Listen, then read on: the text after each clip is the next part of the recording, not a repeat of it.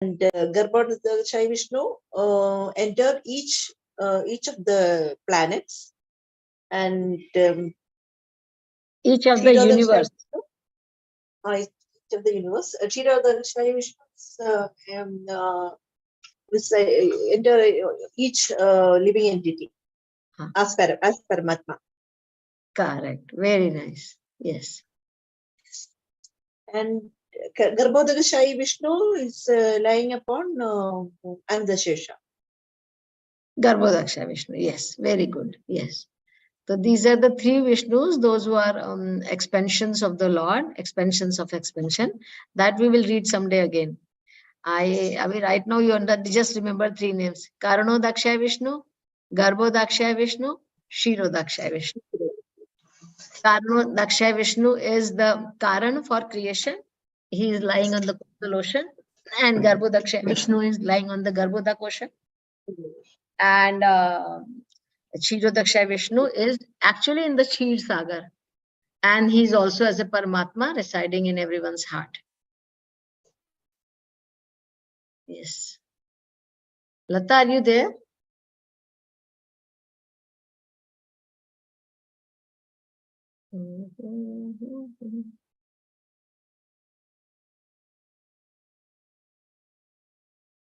I don't think she's there because, yeah. So yesterday we also read about the Krishna said the whole there are 8 I have external energy, internal energy, and marginal energy. So everything is my energy. So we learned about Krishna's energy also. So yesterday's topic was Krishna's external energy, and Krishna says Bhinna Prakriti Rashtadha. There are 8 my separated energies. And what was that? What were those?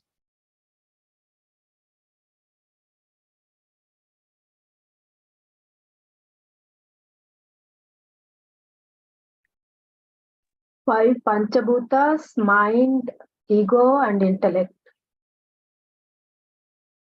Yes.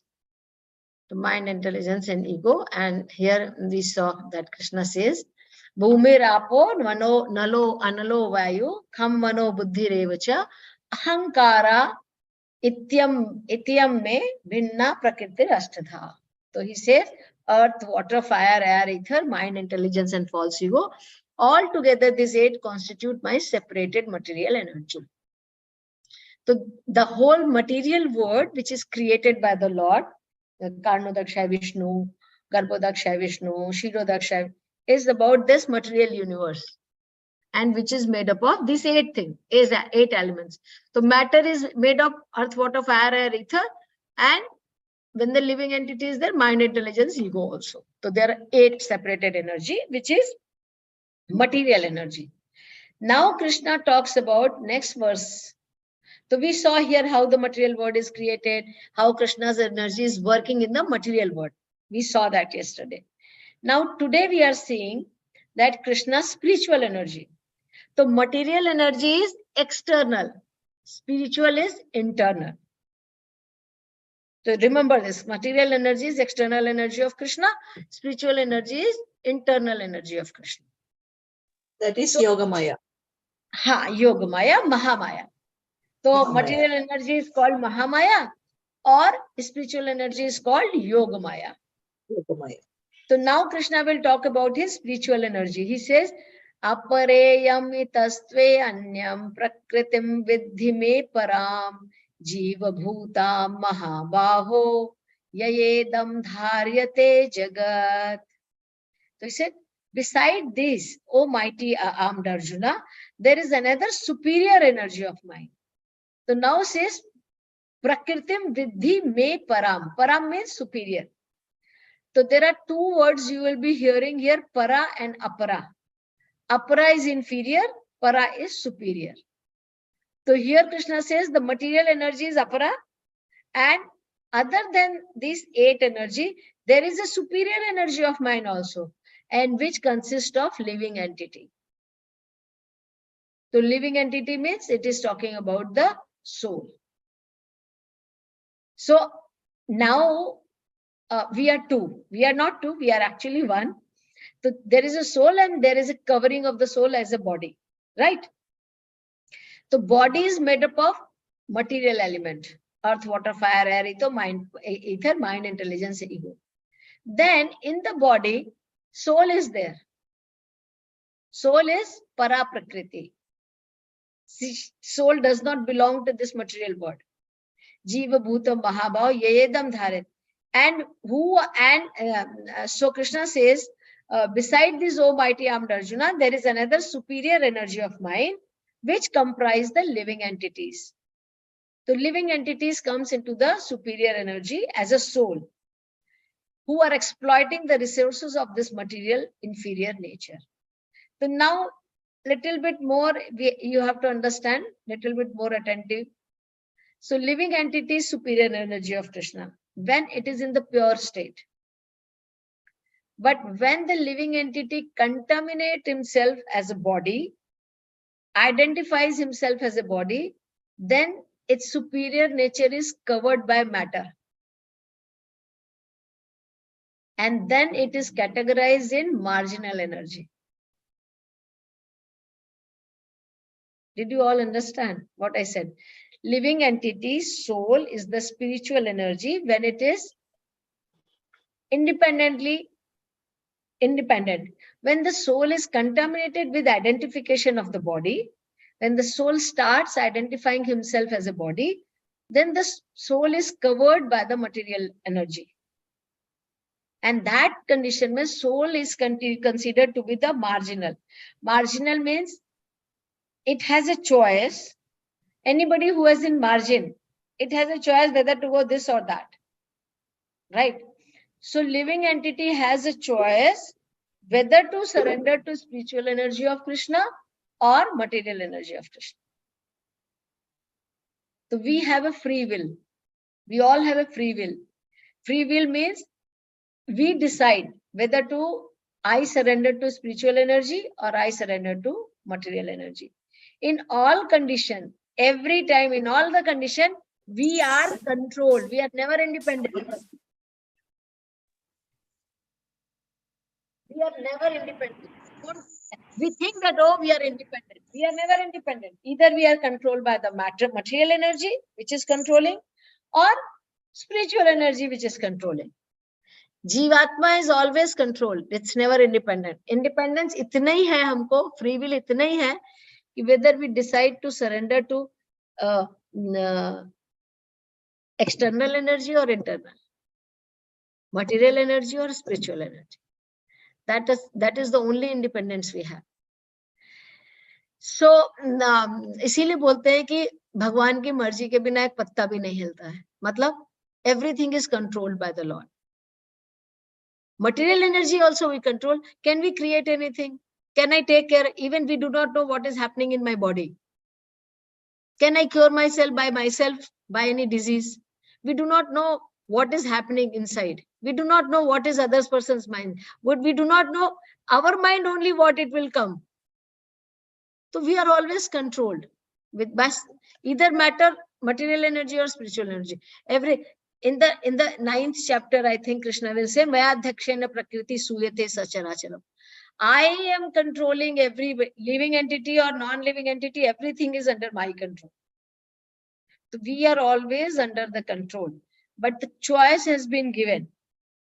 Whether you want to control by Maya or you want to control by spiritual energy of Krishna. That choice has been given. So if sometime we think that, oh, when everything is controlled, then I can't decide anything and do. We can decide and do. We have a little bit freedom. So there is an example by which we understand it better. Everything, most of the part in our life is decided. That is what is called prarabdha. Prarabdha is decided. Whatever we have done in our lives, that has come into prarabdha in this life. So can we not change it? You can change it. If you wish to change it by your own creating new karma, that will subdue the prarabdha. But normal condition, if we are not making any effort, then prarabdha comes with us. So there is very little I can change. It has all been decided. Most of the thing has been decided in our life. Before only. Before we come only, everything has been decided. That is how when a child is born, they write the horoscope. 25 year he'll get married, he will have 2 accidents, he will have lot of money, he will not be having money, he will have lot of education, he will not. Most of the things has been when the child is born. Only people write and they forecast these things are going. If the astrologer is good, he may predict everything right. If the astrologer is not good, probably he may not know, but if the astrology is also science, if he knows the constellation which we are born, the time which we has born, and so all this calculation brings my karma, what all we will do. But still, because we are living entity in the human form, we have ability to change it also. Little bit free will is there for us. We can still fight and do things and change something we can change. Not everything we can change, but definitely something we can change. So the example is there. Like if you have taken a ticket from going from Bombay to Calcutta. So now you have boarded the flight for Bombay. Bombay to Calcutta, sorry, from Bombay airport. By mistake, I boarded the flight which was going to Delhi. After when the flight flew, I knew that, oh, I had to go to Calcutta, and wrongly I sat on the flight which is going to Delhi. Now what you can do? You cannot change your destination now, but you have a free will over there. Whether you be upset in the flight, whether you be happy in the flight, whether you want to sleep in the flight for some time, whether you want to hear the music in the flight for some time, whether you want to eat something, you do not want to eat anything. This many free will is, this many things you can do, which you can decide. But what you cannot change, now I cannot change, I cannot go and tell pilot, no, I wanted to go to Calcutta, why you are taking me to Delhi? You change the direction, I want to go to Calcutta only. That is not, that destination is decided. But on the route, you have a free will to change. And you can use your intelligence to sit on the right flight on the next time. Because this we made a mistake. This is our mistake that we boarded the wrong flight. So now we have to make a choice to next time sit on the right flight. So similarly, when a human body is given to us, more or less things are decided for us. But still, we can change by making new nice karma, new good karma, by surrendering to Krishna. By being a good person, we can change. See, the karma's result is only to correct us. So when a person goes, like if I steal something, I'm a thief. So police will take me to the jail. But what is the motto of the police? Police motto is not just to take me and beat me. Police motto is to give me punishment so that I do not do it again. Right? I've been giving that punishment. Sometimes some thieves are accidental chore. Sometimes I did only one time, and immediately he accepts the mistake. So he is given a small punishment. Some people are very like what you call seasoned chore. How many times you tell, they will refuse to accept, and they'll be very, very rigid. Then police will use more difficult process for them to take out what the right thing from them or to punish them. So similarly, even if we have made mistakes, we all have made some mistakes in our lives. So, but we go to and surrender to Krishna, that Krishna, I made mistake knowingly and unknowingly. I didn't know all these things, right, wrong. I did some mistakes, but now I confess and I follow your instruction, and I will not make these mistakes again. Then what happens? That time Krishna reduces my punishment. So he'll give a token punishment. Now anyway, this person is going to be good only. Why should I punish? When we become very, very rigid, arrogant, and we exploit, then Krishna will give the harder punishment. But if we did unknowingly, say like unknowingly, sometimes we make mistakes and we go and confess. And they will know, they will understand that yes, I was not like under some influence, I did some mistake. First time I did some mistake under something. So they will also say, it's okay. Now don't do this. Acha, next time also you should not be careful. Don't make these mistakes, and giving small punishment and release you. So this is what exactly happening in Krishna's life also. That is why Krishna says, when you surrender unto me, I reduce your karma. Aham tvam sarva papebhyo mokshashyami mashucha sarva dharman parityajya mam ekam sharanam vraja. So when Krishna says surrender unto me, it does not mean just come and fall on feet and keep doing the same thing what you were doing. That is not surrender. People think I will I'll go to temple, I'll do some pranam, prayer, come out and do all my nonsense. Then again I'll just put 2 coconut, 2 kg mithai, 1,000 rupees on the hundi, then come out and do all nonsense. That is not the way Krishna wants. Krishna wants, now onwards, when you come to me, give up all the bad things in your life. Start a new chapter in your life. Follow my instructions. Then I will forgive you everything. Does it make sense to you all? Krishna's instruction makes sense? Yes, Mataji. Yes, Mataji. Yeah. Yes, So Mataji. when we become good, Krishna will reduce punishment automatically. Good means what? We cannot decide I am good.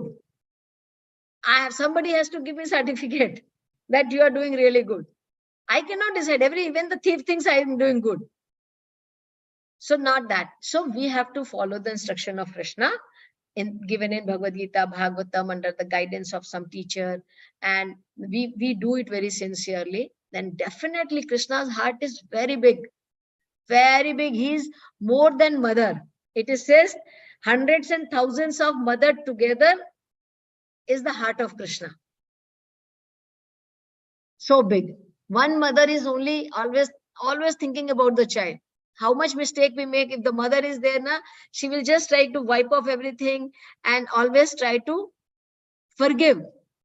So Krishna is like, if one mother can give so much love, only in the material world, the love of a mother and the child is unconditional.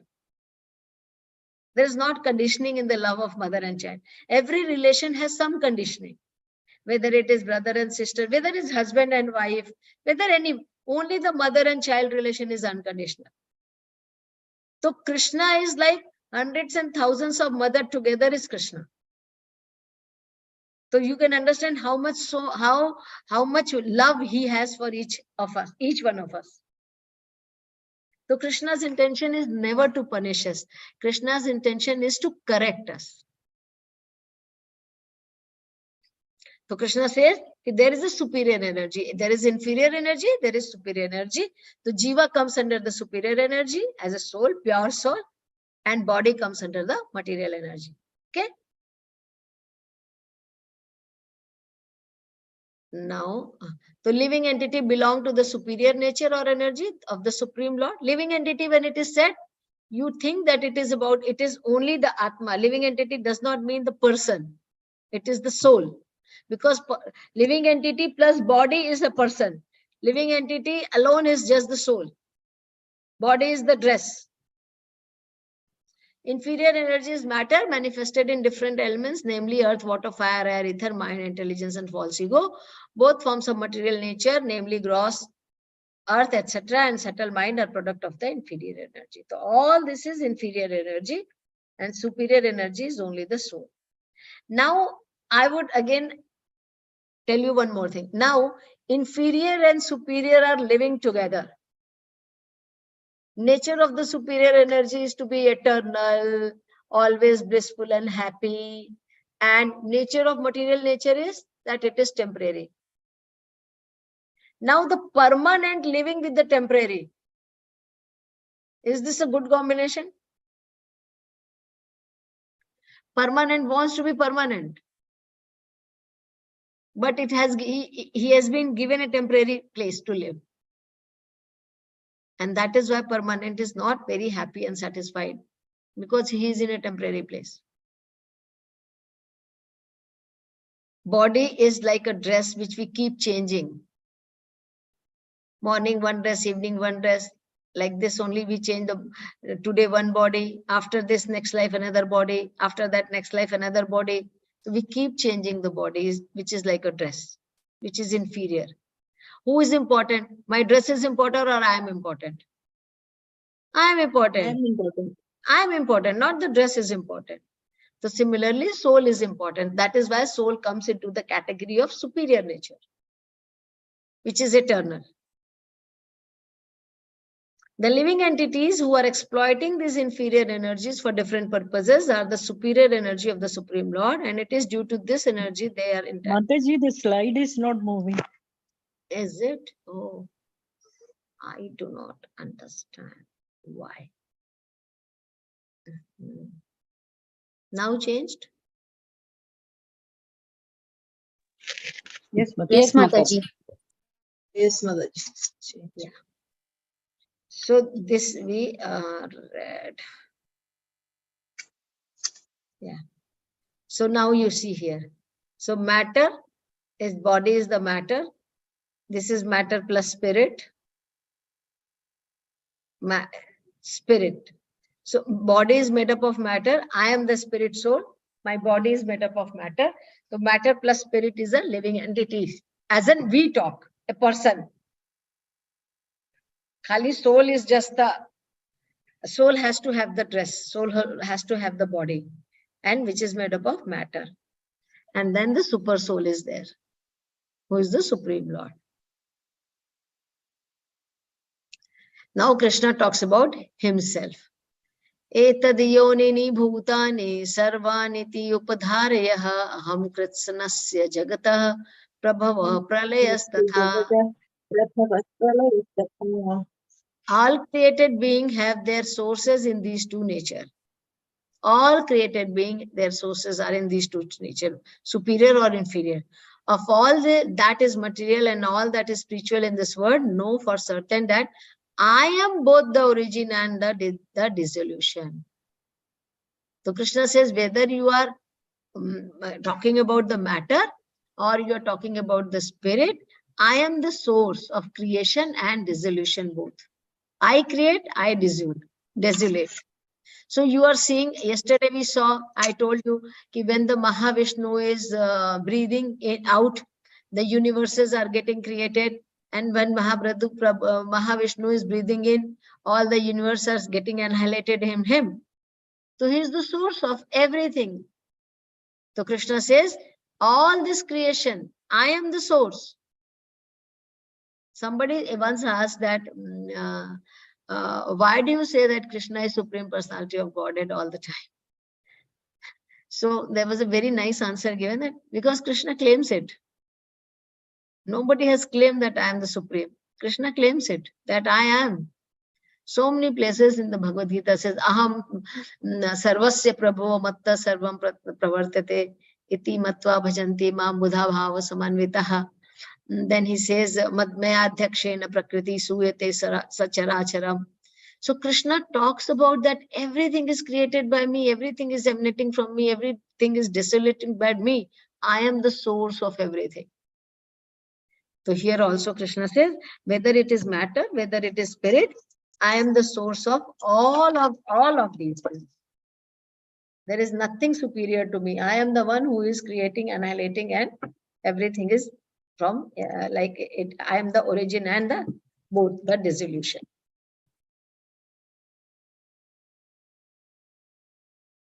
So this material body is developed because spirit is present within the matter. So why the material body is created? Because there is a spirit. When the material body is created, when the spirit enters into the material body is formed. Form is given only when the spirit enters. Yesterday I was telling you, so much matter is there. Prabhupada has written one book called Life Come From Life. Because so many people say there is Big Bang Theory, everything was just created by chance, and there is nothing that. So Prabhupada said that so much matter is already there. It's not that matter. Why not you can also create something? You should create. Matter is already so much available. There is no A dearth of earth, water, fire, air, and ether. It's available. You can also create. Is this the creation? No. Only earth, water, fire, and ether is not the cause for the creation. Living entity is the cause of creation. When the Jivatma enters, only there is a creation. Before that, there is no creation. And, right? A child grows gradually to boyhood and then to manhood because that superior energy, spirit, soul is present. So all the changes in our body also happens because the spirit soul is present there. Similarly, the entire cosmic manifestation, the gigantic universe is developed because the presence of Super Soul Vishnu. So similarly, this material world is also created because of the presence of Vishnu. So as we saw that Mahavishnu, when created the universe, it was hollow. Nothing was happening there. Then when the Garbhodakshaya Vishnu enters, only creation happens. Till the time it is just the hollow universe. Nothing is there inside. When Garbhodakshaya Vishnu enters, then he creates Brahmaji and then creation starts. So the source of creation is what? Not the matter. Source of creation is Supreme Lord and the Paramatma and Atma. Paramatma is there, and through Paramatma the Atma enters, and when Atma enters, only it starts having changes, development. So now this is also a very, very important shloka. Might have heard before also. Mattah partaram nanyat kinchidasti dhananjaya mai sarvam midam protam sutre maniganaiva. So now Krishna is teaching how he is everywhere. How do we understand everywhere is Krishna? For our little mind, it is very difficult. So now Krishna is giving the example as the pearls are strung in a thread. See, we cannot see the thread. What we are seeing, the beautiful necklace only. But what is the source of this necklace? Only pearl? No, there is a thread. If we remove the thread, all the pearl will go here and there. So this necklace, the basis of this necklace is that thread, which is not even seen. So Krishna gives this example and said, the whole creation is resting upon me as a pearl is resting on the thread. There is no superior truth than me. Matta partaram nanyat. There is no superior truth to me. Everything rests upon me as a pearl are strung on a thread. O conqueror of wealth, Dhananjaya. One name of the Krishna is Arjuna is Dhananjaya. Dhananjaya is the name who fetches the wealth. So when Yudhishthira Maharaj, once he was having the less money in his treasury, so he asked Arjuna to go and conquer the other kingdom and get the money for that. They had to perform the Asyu Yagya and other Yagyas. So they needed a lot of resources. So Arjuna was the one person, like he went with others to fetch the money for the Krishna. Not for Krishna, for Yudhishthira Maharaj. So one of the name of Arjuna is Dhananjaya, one who fetches the wealth. So Krishna says, O conqueror of wealth, there is no superior truth to me. There is nothing beyond me. There is nothing superior to me. Because everything is resting upon me, whether it is material or spiritual. Everything resting upon me. See, at the end of the Bhagavad Gita, and actually in between also, Krishna will keep telling that you surrender unto me. Then we will have this question, why do I surrender to Krishna only? Why not to others? Like today, before the class, we were talking to Mataji that I have believed for so many years, we were having so many worships, so many things. So that's what we were discussing. We were not knowing. We never read scripture before. We were just doing some religious practice, what our parent taught us, what our family taught us, what people around us are doing. We were started also following the same thing without knowing the reason, without knowing who is who, without knowing what is what. But now we are reading And now we are reading Bhagavad Gita. We will read Srimad Bhagavatam also after this. And we will see what actually the scripture is teaching us. Who is whom? Who is demigod? Who is Krishna? What is their position? What is their relation? What is important for me to do in different situations? So Krishna will tell his supremacy, then only it is easy for us to surrender, right? Otherwise, why Krishna is not supreme, why should I surrender to Krishna only? Why should I not surrender to somebody else? I will surrender my neighbor. I will surrender to my husband. I will surrender to my wife. I will surrender to some devta. Why should I surrender to Krishna? Krishna says, there is no superior truth than me. I am the one, everything rests upon me, as the pearls are strung on a thread. So Krishna will talk about his supremacy. Can you show me the God? This is the first question people ask. Have you seen the God? When we discuss Bhagavad Gita, people generally, Mataji, have you seen the God? I am so like one of you, not at all this thing. People used to ask Prabhupada. Prabhupada was very witty sometimes. Once somebody asked Prabhupada, have you seen the God? Can you show me the God? Prabhupada just jokingly he said, yeah, you just be aside. You came in between me and God. I was just seeing him. You just came in between. Just be aside. It was a joke. But generally Prabhupada says that don't try to see the God. You do the activity that God wants to show you himself. Because we cannot see the God. Like yesterday, day before we read last class, the ascending process, descending process. I cannot make an effort to see the God because God is beyond this. I cannot see the soul only. What can I see the God? My own soul I can't see. It is so small. How can I see the God? But people have. Can you see the God? We'll go. Yeah. So we see if our car is in the garage, we can't do much. We need to call the mechanic who is expert in that. The mechanic will help us to move the car or to make it all right. I may be owning the car, but I may not know how to deal with the car, how to repair the car. There are expert people, those who know how to repair it. He may be a simple laborer, but he will be expert in doing that. Similarly, in our life also, we may be very qualified. All of you must be very, very qualified, at least better than me.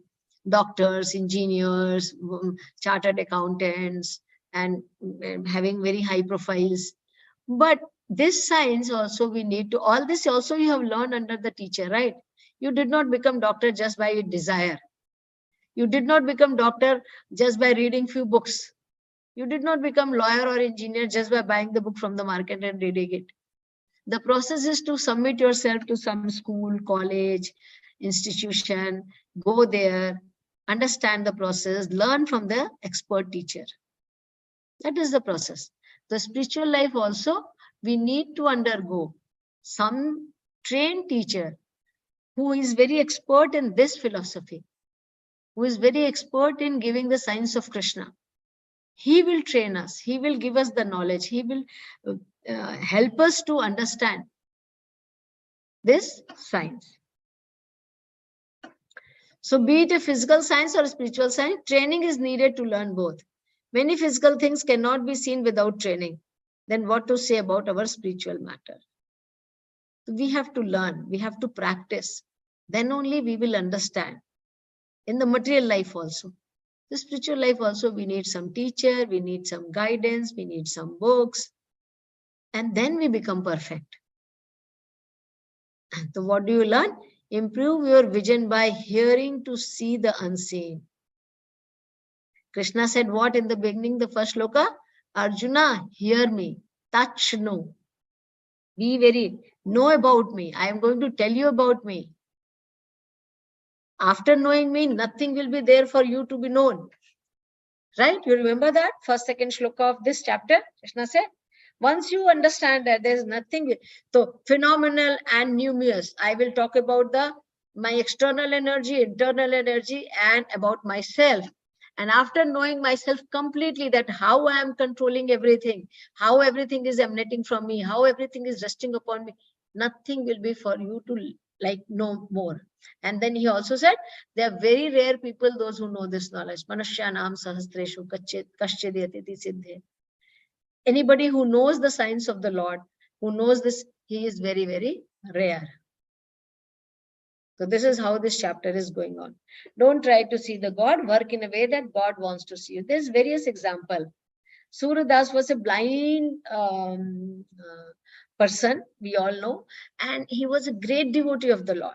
He was a very, very great devotee of the Lord. And he used to, I don't know how, again, it's again mysterious thing. They are the great devotees, have the mystic power also. He used to compose beautiful songs. And he had never seen, because he was a blind from the birth. Suryadas did not become blind later. He was a blind from the birth. So he had never seen any picture of Krishna also. He had not read any scripture also, because he could not read. He could not see. But he had a vision in the heart, and he used to compose a beautiful songs about Krishna's beauty, Krishna's activities. And it was so much with love that Krishna used to come to hear the songs sung by the Suryadas. Krishna was so attracted that he is so nicely, in so much melodies, with so much affection, he is talking about me, he is praying me, he is calling my name, and Krishna used to come in person to hear him. And this is the nature of Krishna. Naham tisthami vaikuntha yoginam hridayeshu cha yatra gayanti madbhakta tatra tisthami narada. Narad Muni asked Krishna, where do you stay? Actually, where is your place? Right now, again, we know that Krishna is everywhere. But Krishna has a abode also. Krishna is in Vaikuntha all the time. Krishna is in Goloka all the time. So where actually you are? Krishna is simultaneously everywhere. That is why he is called God.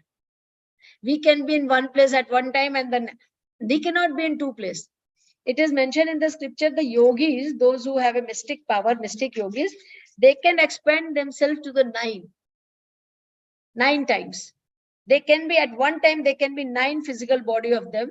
Those who are perfection in the yogis. Nowadays, we don't see those kind of yogis, but they can achieve this maximum to the 9. Krishna is unlimited. Each one of us has Paramatma in our heart. Krishna is personally reciprocating with each one of us. Have you ever thought that you go to temple and you're talking to the Krishna and Krishna is not listening to you? Krishna says, wait, Adar is talking. Why you're talking to me right now? Just wait, let me hear him first. In our house, what happens if I'm talking on phone, my son comes and says, Mom, I say, wait, yaar, I'm talking. I'll talk. After this, I'll listen to you also. But it never happens to Krishna ever. Hundreds and thousands and millions of people in millions of universes talking to Krishna simultaneously, and Krishna is answering everybody's prayers simultaneously without saying you wait. So that is why he is God.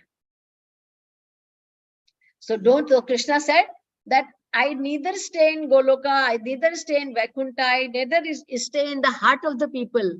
So where do you stay, O Krishna? Yad gayanti mad bhakta tatra tisthami narada. Where my devotees are singing my glories, chanting my name, talking about me, I come and be present there. I will share this. I've shared many times before also to this thing. I had one Mataji coming to my class before. That time it was more physical class, before Corona it was. So when we discuss all these things in the class, and Krishna is always there when you're chanting the name, this is what it is said. Like it is, he is there. Actually, we don't have belief. That is the reason we do not feel Krishna's presence, but he is there. So that Mataji was very inspired, and she used to get up in the early morning to chant. Like we always discuss that, get up early morning to chant your rounds and all. So she used to get up at 4 o'clock in the morning. And she told me one day that, Mataji, I go in my balcony and sit and chant, and I keep one chair extra also there. So earlier I was sitting and chanting alone. Now since you said that Krishna is always there, so I feel like I'm chanting for 2 hours. How long Krishna will stand here? So I keep one chair for him also to sit beside me. It was so nice to hear that. This is how she had faith that really Krishna is coming there. I was so moved by her, this thing. How long Krishna will stand to hear this, my prayers? I'm chanting for 2 hours. So I keep one chair for Krishna also to sit. So he can also sit and then I chant. So I can feel that Krishna is present there. So this is how. So Krishna says, I am there with each and every one of you all the time. Just look at me. Just turn your face towards me. So don't try to see the God. Work in a way that God wants to see you. We have to become so special that he wants to see us. Now Krishna will say, I am everywhere. So first he will talk about the matter. What looks like a matter. So Krishna says, Raso aham apsu kaunteya prabhashasmi shashisuriyo pranavo sarva vedeshu shabda ke paurasham rishu. O son of Kunti, I am the taste of the water. You will say there is no taste in water. Water has a very specific taste. What taste it is? If you are thirsty, somebody brings any drinks, we will say, no, I want just water. Water has a taste to quench the thirst. It is so special. Water also gives all the taste. Because if our tongue is dry, whatever you are eating, you will not get any taste. When the juices comes, that water comes in the time, we have to keep the tongue like always wet. Doctor says, no, your tongue has to be wet. So that saliva comes and that it will help you to produce the enzymes and digest the food in the mouth and get the taste. So if the tongue is very, very dry, there's no secretion, no water in that, then there will be no taste we'll get. So Krishna says that I am the taste of the water. I am the light of the sun and the moon, the syllable Om in the Vedic mantra, and I'm the sound in the ether and ability in man. So when we see the sun, we can remember Krishna. He is the sunshine. He is the moonshine. He is the ability in the man. Whatever we are doing, anything special, that ability is Krishna. He is the one who is making us do. If we take switch off my button, I can't do anything. I can't even speak. So Krishna is controlling. So all of us have some abilities. That ability, Krishna says, I am the sound in the ether. I am the ability in man. So Krishna will talk how we can realize Krishna in the matter, the things around us. The taste of water is the active principle of water. No one likes to drink seawater because the pure taste of water is mixed with salt.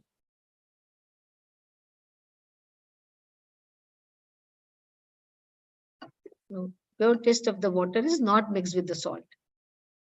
Right? Attraction for water depends on the purity of the taste. And this pure taste is one of the energies of the Lord. So water's taste is very, very special. And that comes from the Supreme. He says, I am the one. The taste, what you get the taste, that I am that taste. Then he says, Punya Gandha Prithviyam Cha Tejas Chashmi Vibhava Vasau Jivanam Sarva Bhuteshu Tapaschasmi Tapasvishu. I am the original fragrance of the earth. Earth has a very special fragrance, especially when the first rain falls on the earth. You see, there's a very special flavor, like fragrance comes. He said, I am that taste. That is the earth is that's the quality of the earth. I am the heat in the fire. I am the life of all that lives. And I am the penances of all ascetics. So I am the life. I am the Paramatma giving life to everyone. And I am the penances of all ascetics. People do a lot of tapasya. He said, I am the one. Then Krishna says, everything in the material world has a certain flair of fragrance. As the flavor of fragrance in a flower or in the earth, in the water, fire, in air, etc.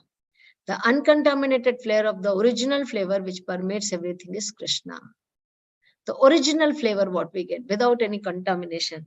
There is a flavor in the fragrance in the perfume also. That is not Krishna. The original flavor of the flowers, the fruits, the earth. Krishna says, I am that. Vibhavasau means fire. Without fire, we cannot run factories, we cannot cook, etc. And that fire is Krishna. So when we are seeing anything very specific and we are smelling the flower, we know this flower is, the smell of the flower is Krishna. When we are smelling the earth, it is, when we are seeing the fire, this fire is also Krishna.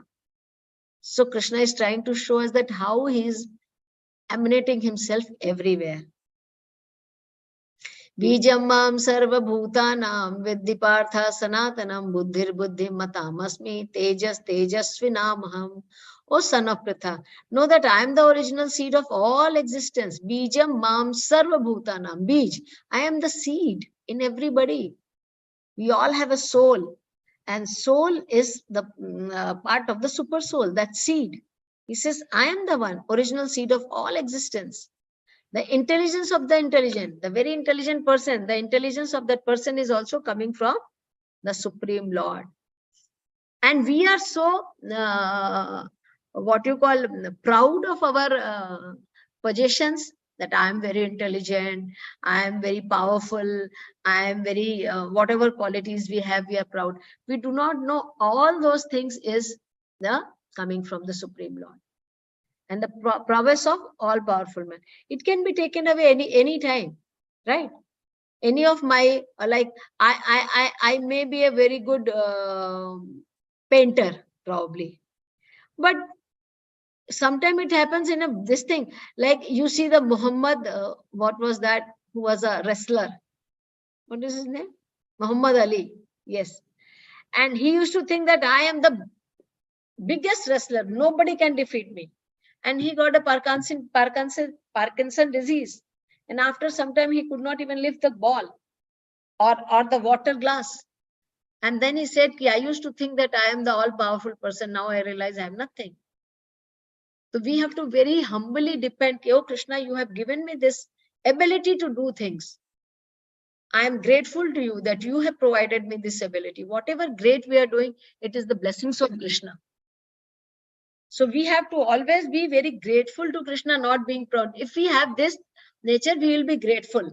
If we minus Krishna, then we'll be having proud. Oh, I can do everything. We cannot do anything actually without the mercy of the Lord.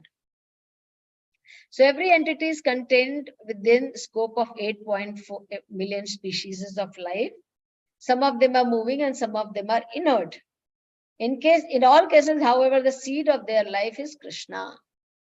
Krishna will say, Tejas Tejasvinamam. I am the seed giving father. Aham Bija Pradapita. All the people's existence depends on me.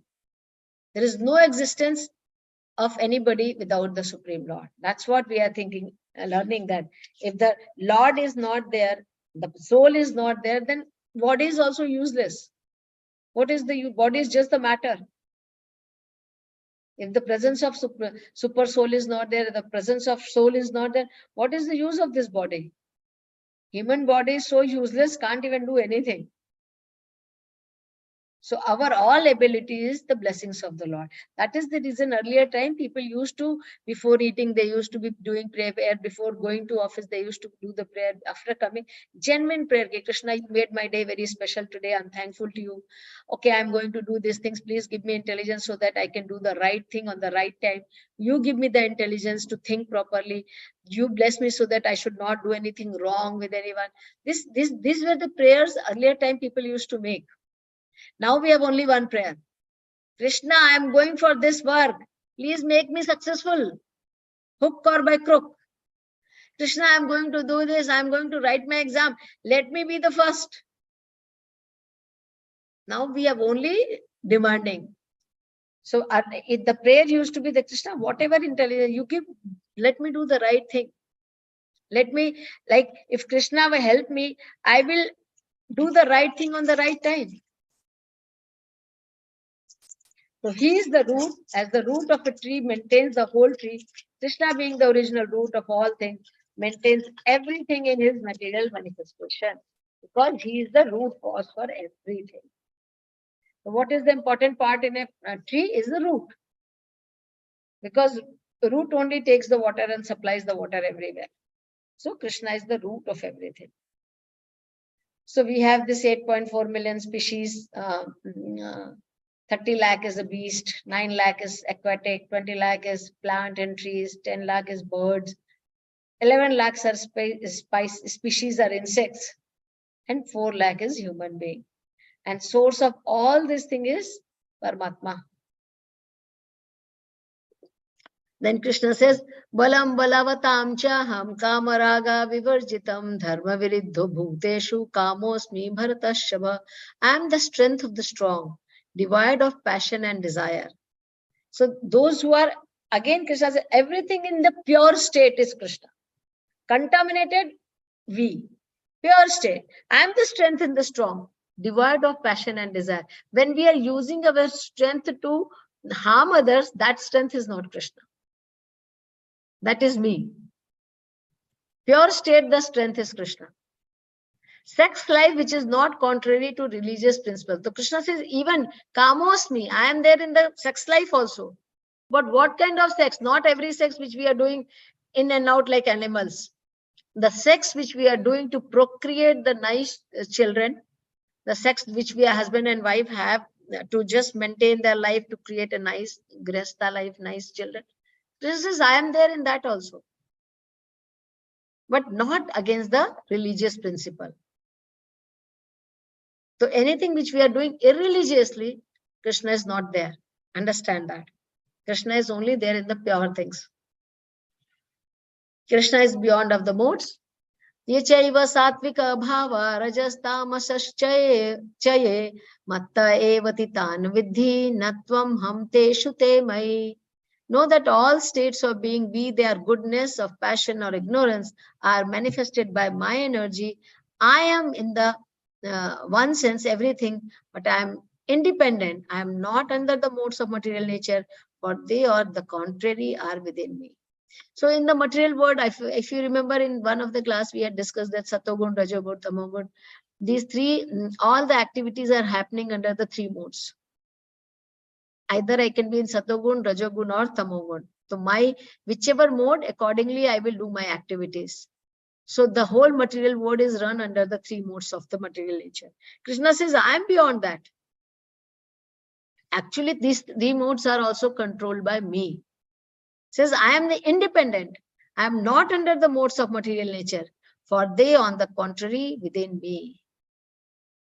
So modes are material nature are working under my direction. I am not in them. I am independent. So I am independent of all the three, Sato, Rajo and Tamas. That's why Krishna is called Gunatita. We are Gunadhina. And some great devotees are Gunadhisha. Nirguna, is it Nirguna? Not Nirguna. Nirguna is not that. Nirguna means here that Krishna is not having material guna. Nirguna does not mean that Krishna has no form. Nirguna means Krishna has no material gun.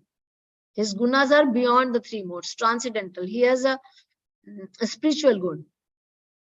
So Krishna says, I am not into the material nature. They are also controlled by me. So Krishna is talking about himself. Oh, Arjuna, that's why you should surrender unto me. That's why you should listen to me. Under the state law, one may be punished, but the king, the lawmaker, is not subject to that law. Similarly, all the modes of material nature, goodness, passion, and ignorance are emanation from the Supreme Lord, Krishna. But Krishna is not subject to material nature. Krishna is controller of the material nature. Krishna controls the material nature and everything within the words.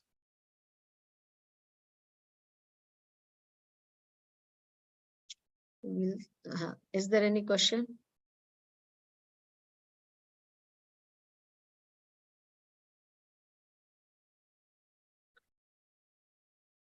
So yesterday was day before was a Prahlad Maharaj, like Hiranyakashipu's, Narsimdev's appearance day, which was Narsimha Chaturdashi.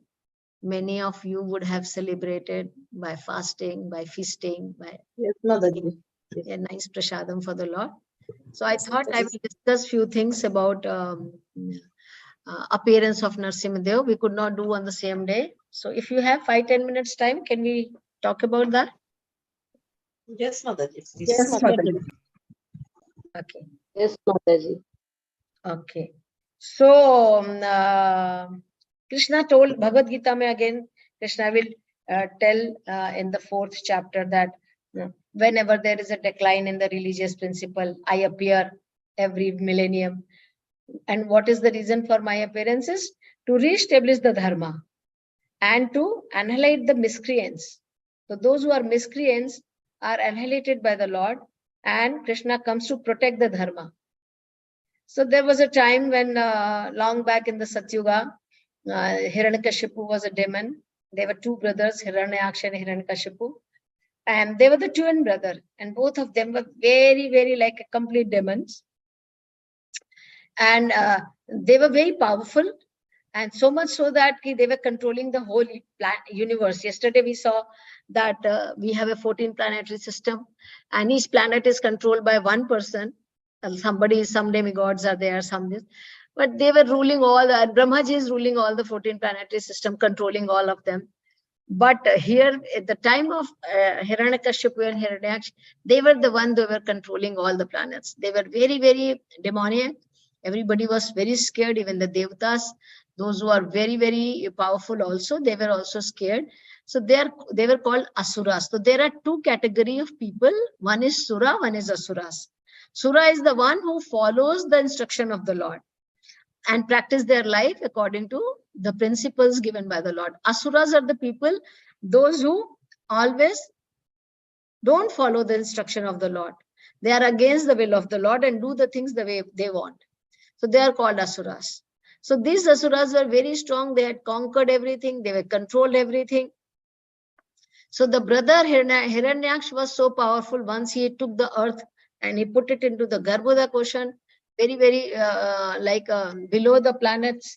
And then Lord had to take the form of a Varahadev to bring the earth back to its position. And that time he fought. So Hiranyaksha was very upset with that. And then they fought, and Hiranyaksha was killed by the Lord. So once the Hiranyaksha was killed, Hiranyakashipu, the brother, became very upset with Vishnu. He is the killer of my brother. So he had made a plan that I want to defeat him, I want to kill him. And so, but everybody, he knew that Lord is immortal and he's eternal. So he also wanted to be eternal, that I will become eternal so that I cannot be killed, and then I will control everything. I'll become the king. Actually, at the time of Hiranyakashipu, he was the controller of all the planets. So he was thinking that I am God. God means who is the controlling everything. So I am controlling everything by my power. So I am the God. So he so once he went to do the penances to get the blessings from Brahmaji. So he went there and he asked Brahmaji that he did penances for some time. I'm just giving a very quick review. So Brahmaji he asked for the blessing that I want to become immortal. Brahmaji said that is not possible. Even I am not immortal. I am mortal. So how can I give you these blessings? So then he said, okay, then you do me one favor. Then he asked for various things. I should not be killed by man, and I should not be killed by demigod or God or any animal. I should not be killed in the in and out. I should not be killed in day and night. I should not be killed by any weapon, astra or shastra.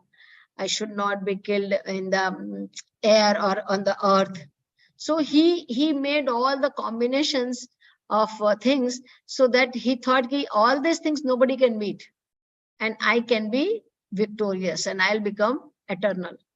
So he got all these blessings from Brahmaji. Brahmaji said, even though Brahmaji knew that it is wrong to give these blessings, but Brahmaji, being the demigod, was forced to give because he had done penances for so long. So Brahmaji said, okay, I give you these blessings. He became more and more powerful. He came to his kingdom. And then Prahlad, when he was there in austerity, his wife was carrying Prahlad in the womb. So all the demigod, when they knew that the Prahlad is going to be born, and they were very scared of Hiranyakashipu, so they thought, let me kill the Prahlad, because Hiranyakashipu is a demon and we are not able to deal with him. Now his son is going to be the bigger demon. So how will one more demon will come? It will be very, very distress for us. So rather we should kill this person inside the womb only. So they were trying to kill the Kayadu and Kayadu's child. So that time Narad Muni came, and Narad Muni said that don't kill this child. He is going to be a great devotee of the Lord, and I will take care of the mother and the child. And you people rest assured that he is not going to be a demon. So Devdas were very happy to hear from Narad Muni, and Narad Muni took the Kayadu, the wife of Hiranyakashipu, to his ashram and started. Narad Muni is a great acharya, and he has all the great devotees whom we hear about. They are all the disciples of Narad Muni, Prahlad Maharaj, Dhruva Maharaj, and many others. Narad Muni only taught them to do bhakti. So Narad Muni started teaching Prakayadu also about devotional service. Prahlad Maharaj was in womb and he was hearing, and when he was born also, he was trained by the Narad Muni, and he was a great devotee of the Lord. So when the Hiranyakashipu came back and the Prahlad Maharaj came back to his father, so father was very happy, and now he wanted, father had his own desire, all like any other father. We all want our children to be better than us. So he thought, ki, I am a demon, I am ruling the entire universe, my son should become better demon than me. And then he called his demoniac teachers, the Shukracharya's sons, and he said, take my child and teach them in what is the thing that the demons learn, the cheating propensity, how to kill others, how to torture others, how to deceive others, how to be very diplomatic and political, all those things. So this is a very special school where you learn these things, because these are their quality, demoniac qualities. So all the demons children were going to the school. Saint Prahlad was also admitted in those schools. And so these teachers started teaching everybody whatever the syllabus they had, how to become a good demon. But Prahlad Maharaj was a very devotee from a very childhood. So Prahlad Maharaj was not attracted by any of these things. So this is a, yes. So I'll just show you some pictures so that you remember. So this is about the Hiranyakashipu doing the, when he went for penances. I will just leave this part actually because I did not cover in a hurry. So he asked for the benediction, different benediction. Ki I should not be morning, night, all this, not by animal, not by man, not by air, not in the world, all this benediction he asked. And then, and all this benediction Brahma said, Tathastu, so it be. And all this made him invincible in the material world, and even the demigod were under his terror. Just by his side raising the, he was so powerful, just by raising the, he was not fighting with anyone. His personality was so weird that when he used to just raise the eyebrow, everybody used to get into their places, can't even see the Hiranyakashipu. He was just by eyes only, everybody was scared. So everybody used to tremble in fear. So there were only one person who had absolutely no influence upon, that was his own little 5-year-old son, Prahlad Maharaj. Prahlad Maharaj was not at all scared of him. So when Prahlad Maharaj was admitted in the school, then all these teachers were teaching him various things. Prahlad Maharaj was not interested in learning any of these things. So after some time, Hiranyakashipu asked one day in the home, Prahlad, please come. And very lovingly, like any other father, he asked Prahlad to sit on his lap. And he started kissing Prahlad's forehead and asked, my dear son, what did you learn in the school? And he thought Prahlad will tell that I learned how to cheat people, how to deceive people, how to this and all. But Prahlad Maharaj said, oh, father, I learned that the Lord is the supreme and human form of the life is to just the worship the supreme Lord. Otherwise, it all the waste. And he started talking about this philosophy. And Hiranyakashipu got very upset. And then he called the teacher and he said, what are you all teaching to my son? I told you to teach, make him demon better than me, and you are making him a devotee of Krishna. What is this? He got very upset. So this teacher also got could not understand where the Prahlad is learning, because they were not teaching all this thing in the school. So then Prahlad Maharaj, they took him back and he said, no, now give me some more time. This time he will come back a perfect demon in front of you. Let me take him back to the school. Again he went. So Prahlad Maharaj was a devotee. He had learned all this philosophy in the womb only, and when he was child with the what you call Narad Muni. So he, when after the school, classes used to be there. Shandak and Amarka were teaching all this. And when there used to be some play time, then Prahlad used to collect all the friends and he started teaching them. See, the body is very temporary and the purpose of the human life is to attain the Supreme Lord, and we should all start with the childhood, Kaumaramachare, and otherwise we waste the human form of life, which is very rare. So he started teaching these things to the children, school after school. So and all these children also will like, yeah, this philosophy is good. We are all temporary, and we have to get a permanent life, and we have to know our real identity and all those things. So after some time, again Hiranyakashipu asked, and then when he was called, then Prahlad Maharaj said, "What did you learn?" Prahlad Maharaj said, "I learned that Shravanam, Kirtanam, Vishnu, Smaranam, Pad Sevanam." We should remember, he spoke about the 9 process of devotional service, and he said each one of us do this devotional service to revive our relation with Supreme. And he started talking about the philosophy. And then Hiranyakashipu got really angry. He said, "What? You are talking about my enemy?" And he threw the Prahlad was sitting in the lap, and he threw the Prahlad out, and he said to his servants, "Take him out and kill him. I don't want this son." And Prahlad Maharaj was not scared because he was devotee. So how to kill Prahlad Maharaj? So he was thrown in front of mad elephant. He was thrown from the cliff of the mountain. He was thrown in front of the snakes. Many plans Hiranyakashipu made to kill him. And so many big demons came and wanted to kill him. So different people, but his sister tried to put him in the fire. But Prahlad Maharaj was saved all the time by chanting the name of the Lord. So all this time, anything used to happen, he used to just chant. He was not retaliating. Don't do this. Because he knew he was a complete dependent on Supreme Lord. If Krishna wants me to be killed, I will be killed. If Krishna wants me to be saved, I will be saved. Why should I depend on Hiranyakashipu? I should depend on Krishna. This was the mood, and this is how the devotee understand. Nothing happens in my life by chance. Everything is planned by the Lord, and He has a best plan for me. If He wants to put me in this situation, this is only good for me. So Prahlad Maharaj had complete faith, and every time he was saved.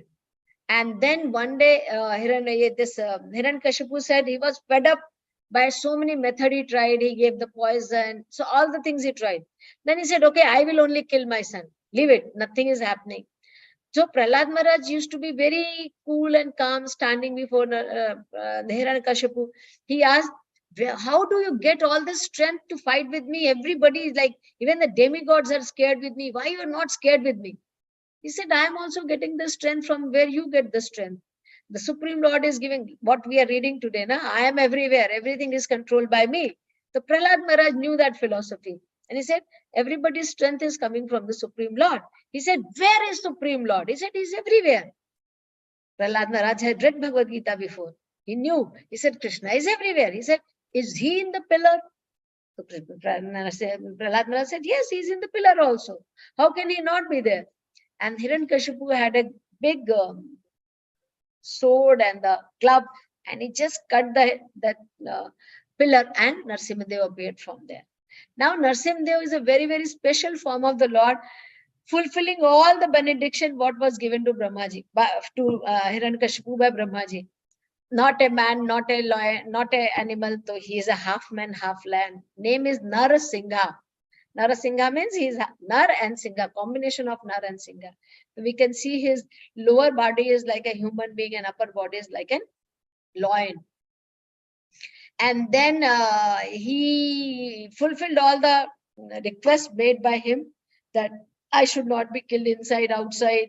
So he sat on the, what you call the Delhi, on the, like that place.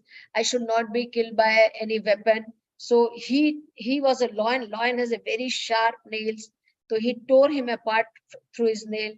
I should not be killed in day and night. So it's a dusk time when the Narsimhadev killed the Hiranyakashipu.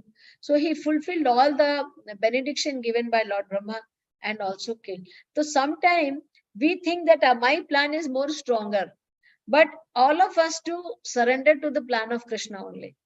Hiranyakashipu had thought that I will make all this arrangement, then I will not be killed. But Krishna had a better plan. Krishna also protected the benediction given by Brahmaji, because Brahmaji is a devotee. He did not want to overrule. He could have done that also. I don't care, Brahma, what you have given. I will kill him.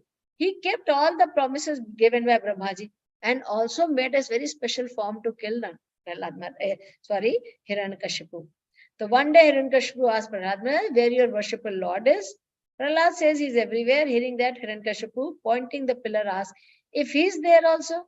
And Prahlad, with all faith, says yes. Then Hiranyakashipu hits on the pillar. On the doing so, there occurs a tumultuous sound, and which astonishes Hiranyakashipu. Then appear the pillar, Supreme Lord Vishnu, as Narsimhadev. So this is how the Narsimhadev appeared. Now we'll see some of the teachings of Prahlad Maharaj. So Prahlad Maharaj said when he used to teach his friends, he was a 5-year-old boy. And what was his teaching? We should see. The devotees only can talk like this.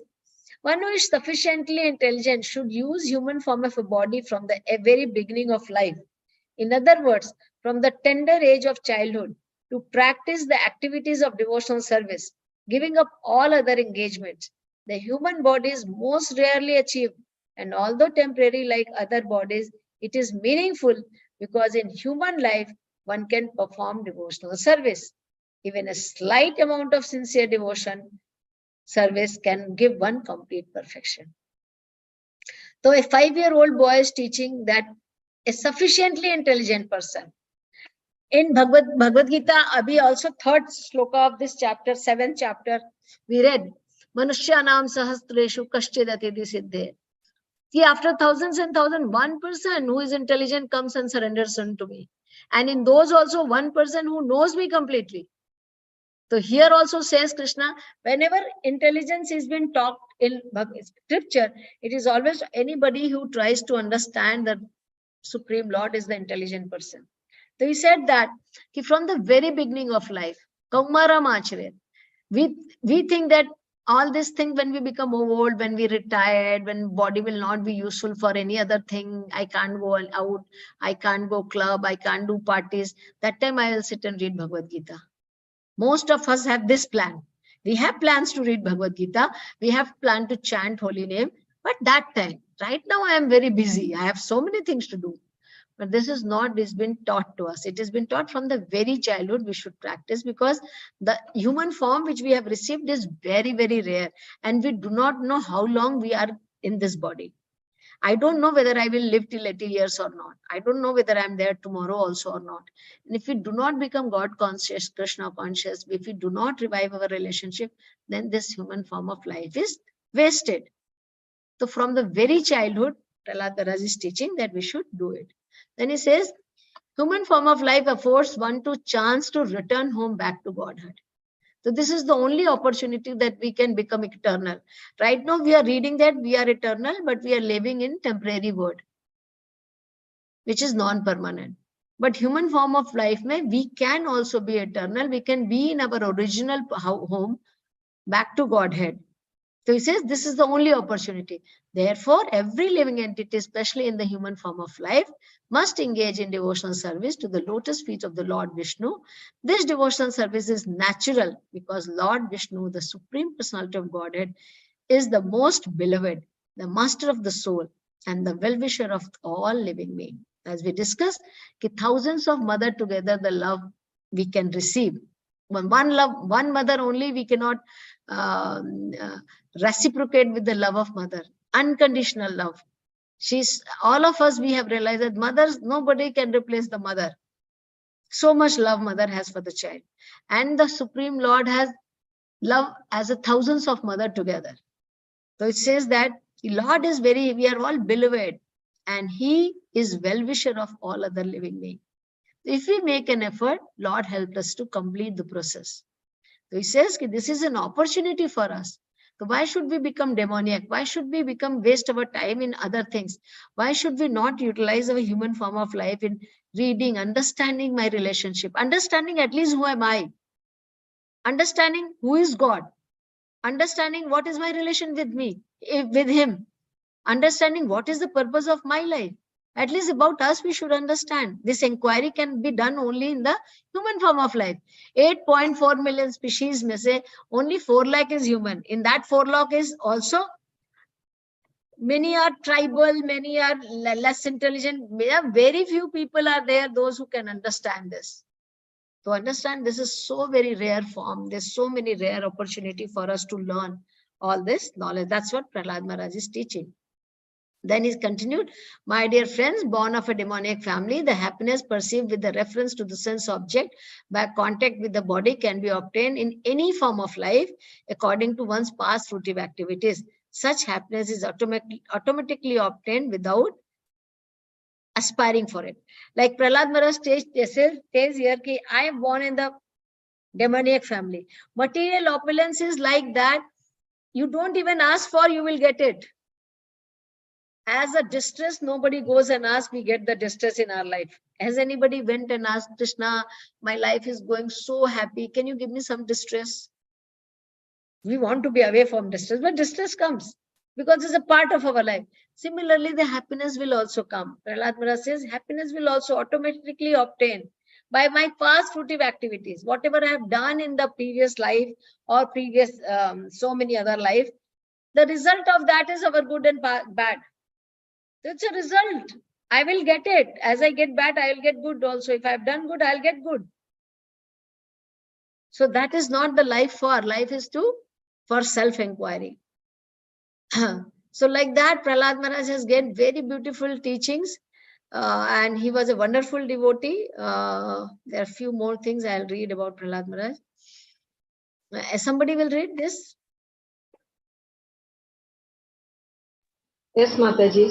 Endeavors merely for self-gratification or material happiness through economic development are not to be performed for they result only in a loss of time and energy with no actual profit. If one's endeavors are directed toward Krishna consciousness, one can surely attain the spiritual platform of self-realization. There is no such benefit from engaging oneself in economic development. Hare Krishna. Yes. So it is said, Prahlad Maharaj said that only the sense gratification we are making endeavor, it's not to be performed. Because even if you attain everything, it is just not stay there for long. It is just loss of the time and energy. Because there is no actual profit. It will not stay longer. Material world, everything is temporary. Happiness is also temporary. But if we endeavor directed towards Krishna consciousness, one can surely attain the spiritual platform of self-realization. We can find our home, permanent house. Otherwise, we'll be just struggling to make things all right in this material world. That is what Prahlad Maharaj also says in one of the pair. I have born in the family of demon. I have experienced all kind of happiness, material happiness in my life. Because my father is so rich, he has all kind of material opulence. But I know all this is tasteless. It does not give me any kind of pleasure. So I can experience, with my experience, I'm telling you, it is useless. That is what Prahlad Maharaj says. I have experienced those things. And I'm telling you, it's not when we are united with the Lord only, will make you completely happy. The Hiranyakashipu murmured to himself, Lord Vishnu, who possesses the great mystic power, has made the plan to kill me. But what is the use of such an attempt? Who can fight with me? Thinking like that and taking up this club, Hiranyakashipu attacked the Lord like an elephant. So this is what is, there are many prayer. Actually, the full canto is about Prahlad and Hiranyakashipu and Narasimhadeva. We don't have time. So we just wanted to learn few teachings from Prahlad Maharaj's prayer. And the appearance ki how. So in the material world, nothing can protect us. One learning from this incident is there, Hiranyakashipu was next to the God, so powerful. Brahma, Devatas, everybody was under his control. He was so powerful. But only because he was against the Lord, he was destroyed. Prahlad was just a small child, no strength, no power. He could stand against his father, where the whole world was not able to stand against his father, but Prahlad could do it because he had taken the shelter of the Supreme Lord. He was fearless. He was confident, he was completely protected, and Krishna did protect. When we surrender to the Lord, Lord gives us the protection in all the situation. This is his promise. Yeah. One of the Acharya says, Krishna had made this promise in Bhagavad Gita, Kaunte pratijanahi name bhakta pranashyati. My devotee will never perish. So how could he see Prahlad Maharaj getting perished? It was his duty to protect. So when we give our complete surrender to the Lord, it is duty of the Lord to protect us. And he does his duty very nicely. He is all powerful. So for us, all these stories are there to teach us that taking shelter of the Lord is for our own benefit.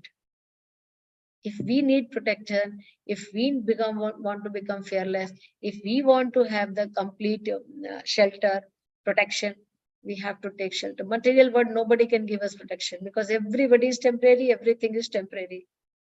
Only the Lord can give us the protection.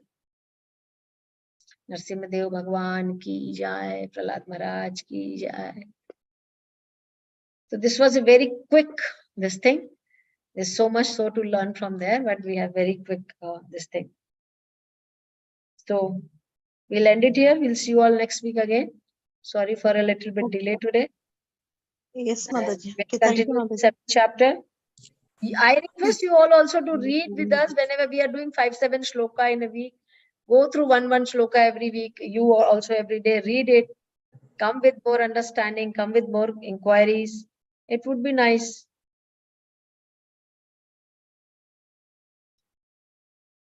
Okay. Thank you, Mataji. Hare Krishna, I Mataji. hope there is no